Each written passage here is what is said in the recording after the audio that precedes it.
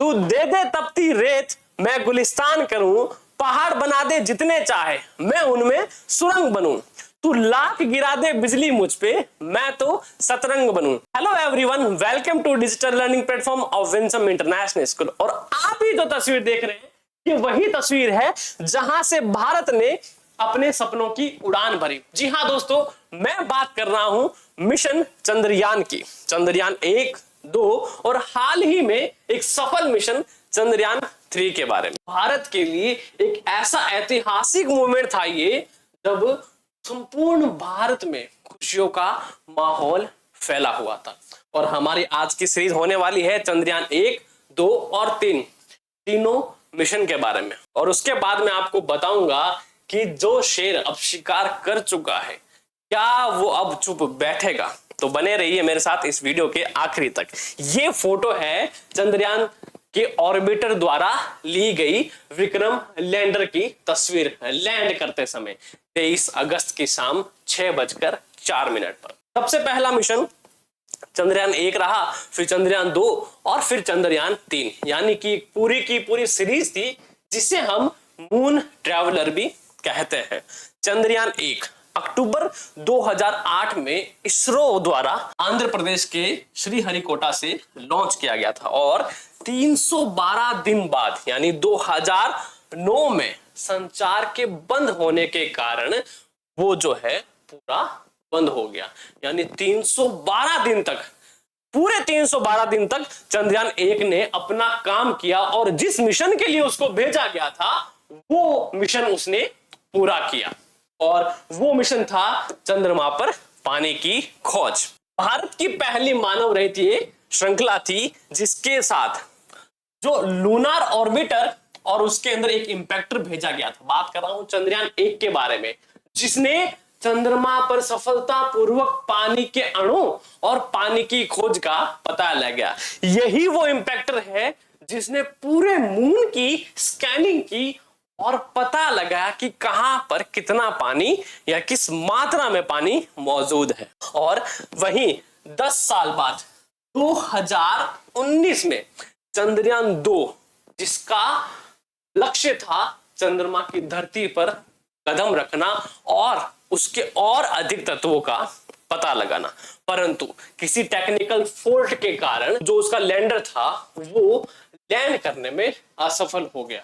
और चंद्रयान 2 में एक कैमरा था जो वहां उन चीजों का पता लगाने वाला था, लेकिन जैसा कि मैंने बताया कि किसी कारण के, किसी टेक्निकल फॉल्ट के कारण वो लैंडर लैंड नहीं कर पाया, परंतु लैंड करने से पहले उसने अपना लगभग काम कर दिया था। यानी अपनी जान देने से पहले उसने अपना कर्तव्य जितना वो निभा सकता था उसने पूरा किया और लगातार इमेजेस भेज रहा था डीप स्पेस रिसर्च सेंटर को, जिससे वैज्ञानिकों को बहुत ज्यादा उन कंडीशन को, वहां की समस्याओं को समझने में मदद मिली। और 2023 में चंद्रयान 3 को लॉन्च किया गया था। बात करें चंद्रयान के वजन की तो चंद्रयान 1 का वजन था 1380 किलो और चंद्रयान 2 का था 3850 किलो और चंद्रयान 1 और 2 से ज्यादा यानी 3900 किलोग्राम वजन था चंद्रयान 3 का। यानी इससे हमें अंदाजा लग सकता है कि अब जो भारत ने तैयारी की है वो संपूर्ण जीत की तैयारी की है और इस बार जो उनमें मशीन्स लगी हैं वो कहीं ज्यादा एडवांस है। बता दें आपको कि चंद्रयान 2 में जहां एक कैमरा था वहीं पूरी तरह से एडवांस चंद्रयान 3 में 3 कैमरे लगाए गए जो वहां की समस्याओं का पता लगाकर और वहीं उन्हें सॉल्व कर देंगे। और यही मिशन था कि इस बार हमें चंद्रमा की सरजमी पर लैंड करना है। जैसा कि हमने बताया कि चंद्रयान 1 जो है उसका मिशन नहीं था कि वो लैंड करे, उसका मिशन था चंद्रमा के ऑर्बिटर में चक्कर लगाकर वहां की इमेजेस पहुंचाना। और जैसा कि उसने 312 दिन तक अपना पूरा काम किया और 1 साल के भीतर जिस समय उसने काम किया सारी जानकारियां भेज दी और उसके बाद उसका संपर्क टूट गया।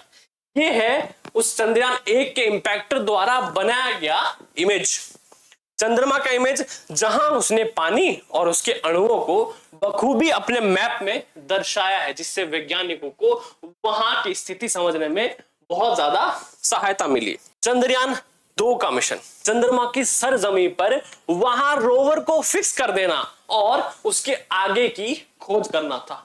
पूरे 2.1 किलोमीटर 2.1 किलोमीटर की दूरी से लैंडर जो था वो लैंड करने से चूक गया, सिर्फ टेक्निकल फॉल्ट की वजह से। परंतु जब तक वो लैंड कर रहा था लगातार इसरो को इमेजेस वो भेज रहा था। ये है चंद्रयान 3 की जर्नी, जिसमें 14 जुलाई को मार्क 3 रॉकेट से उसको लॉन्च किया गया।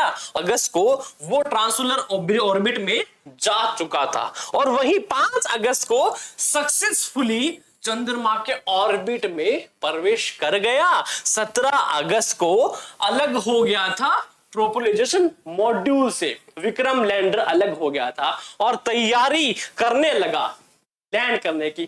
23 अगस्त की शाम 6:04 पर विक्रम लैंडर ने अपने कदम रखे चंद्रमा की सरजमी पर। भारत के समय के अनुसार 6:04 पर 23 अगस्त की शाम को जो विक्रम था वो लैंड किया चंद्रमा के दक्षिणी ध्रुव पर, जहां शायद ही आज तक कोई पहुंच पाया है। और चंद्रयान लॉन्च होने के तुरंत कुछ समय बाद, चंद्रयान 3 के बाद लूना 25 रूस का मिशन असफल हुआ। और यही नहीं, भारत के अलावा विश्व के कई देशों ने कोशिश की थी चंद्रमा पर फतेह हासिल करने की, पर वो नाकाम हुए। जिसमें यूएई भी आता है, जापान आता है और इजराइल भी आता है। इन तीनों ने भी भरसक प्रयास किए, परंतु इनके जो प्रयास थे वो असफल रहे। परंतु भारत को इतनी खामियों के बाद, इतनी असफलताओं के बाद सफलता हाथ रखी।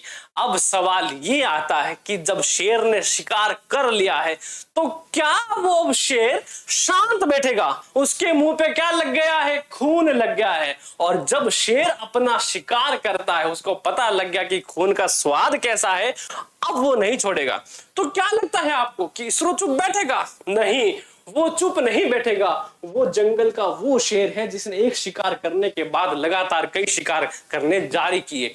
और यही उस अगले शिकार की तस्वीर है जो आपके सामने है। इसको नाम दिया गया है मिशन निसार। जी हां, मिशन निसार भारत और भारत का साथी चीता यानी कि अमेरिका की रिसर्च, नासा की बात कर रहा हूं, भारत और नासा का संयुक्त मिशन जिसे नाम दिया गया निसार। अगली प्लानिंग, और जैसा विश्व में कहीं नहीं हुआ, कभी ऐसा नहीं हुआ, पहली बार इतिहास में ऐसा होने जा रहा है जब भारत यानी इसरो और नासा मिलकर काम करेंगे और सबसे ज्यादा हाईटेक और एडवांस मिशन पर काम करने वाले। अब जानते हैं निसार आखिर है क्या? निसार मिशन है क्या? तो इसरो और NASA synthetic aperture radar mission, जिसको इन शॉर्ट निसार मिशन कहते हैं, अमेरिकी स्पेस एजेंसी और नासा यानी इंडियन स्पेस एजेंसी इसरो के बीच एक संयुक्त परियोजना है, जिसमें दोनों स्पेस एजेंसी जो है वो मिलकर काम करेंगे। किसके लिए? पृथ्वी के ऑब्जर्वेशन के लिए। डुअल फ्रीक्वेंसी वाला पहली बार ऐसा एक यान होने वाला है, एक स्पेसक्राफ्ट होने वाला है जो डुअल फ्रीक्वेंसी पे काम करेगा। और ये जो है बहुत ज्यादा हाईटेक और एडवांस है। फ्रीक्वेंसी सिंथेटिक एपर्चर रेडार संयुक्त रूप से सह विकसित करके लॉन्च करेंगे। और ये सैटेलाइट जो है वो डुअल फ्रीक्वेंसी का उपयोग करने वाला पहला रेडार इमेजिंग उपग्रह होगा। अब बात आई कि है क्या, और साथ ही साथ हमें ये देखना भी जरूरी है कि जो निसार है वो काम क्या करेगा, काम क्या करेगा और काम कैसे करेगा। तो नासा इसरो मिशन पृथ्वी के बदलते इकोसिस्टम यानी उसके पारिस्थितिक तंत्र, गतिशील सतहों और बर्फ के द्रव्यमान को मापेगा, जो उनके बायोमास, प्राकृतिक खतरों और समुद्र के स्तर में वृद्धि और भूजल के बारे में जानकारी प्रदान करेगा और कई अन्य प्रयोगों को भी करेगा। यानी ये पृथ्वी का पूरा पारिस्थितिक जो तंत्र है उसका अध्ययन करेगा और भविष्य में आने वाली समस्याओं का पूर्व अवलोकन कर पहले ही हमें आगाज कर देगा कि खतरा आने वाला है।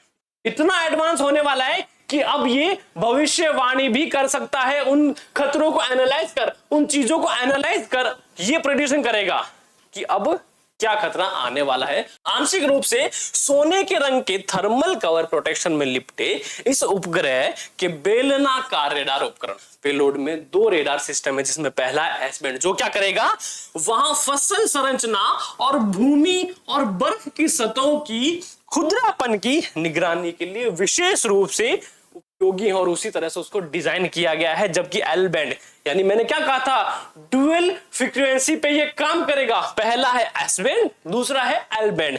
एल बैंड जो उपकरण है वो अन्य अवलोकनों के बीच पेड़ों की लकड़ी के तनों का अध्ययन करने के लिए घने जंगल के पार भी आसानी से निगरानी कर सकता है। यानी इतनी निगरानी के बाद जो सुरक्षा है प्रणाली वो बहुत ज्यादा स्ट्रांग हो जाएगी।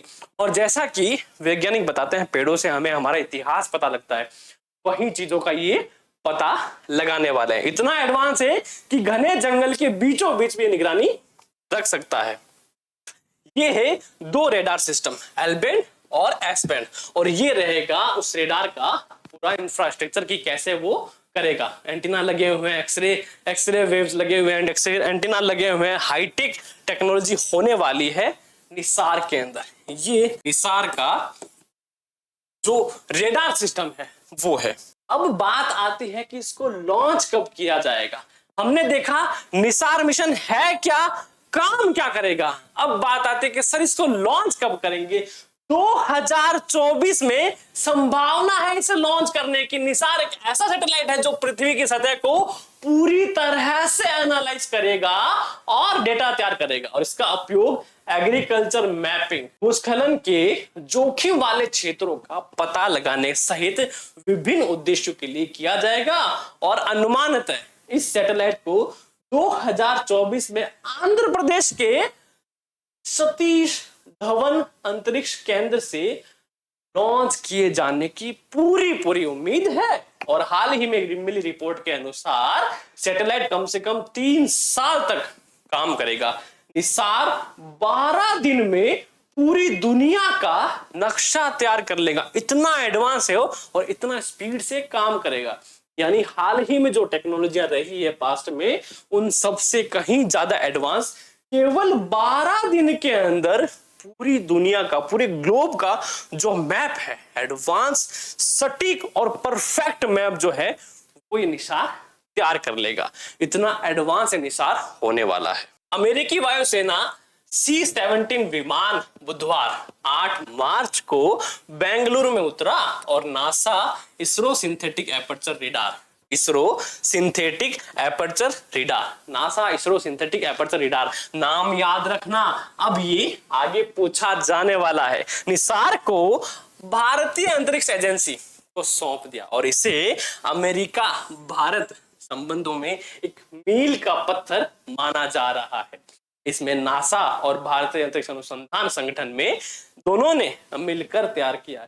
कहा था ना जिस शेर के मुंह अब खून लग चुका है वो चुप नहीं बैठेगा, वो करेगा शिकार, और इस बार बहुत बड़ा शिकार करने वाला है। निसार सैटेलाइट वर्तमान में परफॉर्मेंस टेस्टिंग से गुजर रहा है, जिसके बाद पर्यावरण परीक्षण के कई दौर होंगे ताकि यह सुनिश्चित किया जा सके कि यह लॉन्चिंग की कठिनाइयों का सामना कर सके और ऑर्बिट में एक बार अपनी सभी परिचालन आवश्यकताओं को पूरा कर सके। फिर इसे लगभग 220 मील अर्थात 350 किलोमीटर पूर्व की ओर सतीश धवन अंतरिक्ष केंद्र तक ले जाया जाएगा, जहां इसके लॉन्च फेयरिंग में डाला जाएगा। और वहीं इस सैटेलाइट को geosynchronous satellite launch vehicle mark 2 rocket के ऊपर स्थापित किया जाएगा और पृथ्वी की निचली कक्षा यानी लो अर्थ ऑर्बिट में भेजा जाएगा। तो ये था मिशन निसार। और आज का जो हमारा साथ था वो यहीं तक। आपको ये वीडियो कैसा लगा हमें कमेंट करके जरूर बताएं। चैनल पर यदि नए हो तो सब्सक्राइब करें और फिर मिलेंगे नए सफर और नए जानकारी के साथ। Stay tune on Winsome international school. Thank you so much. जय हिंद।